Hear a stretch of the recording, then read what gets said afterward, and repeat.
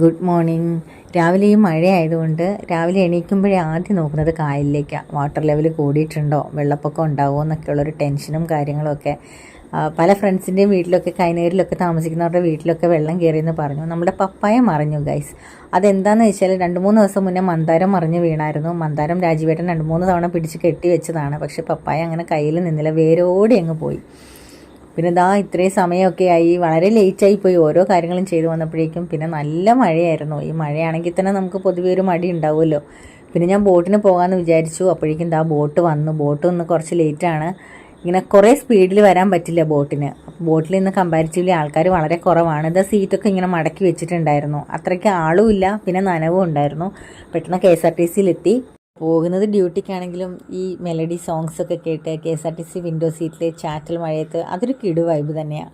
അപ്പോൾ വേറൊന്നുമില്ല. Thanks for watching. Bye from Asha.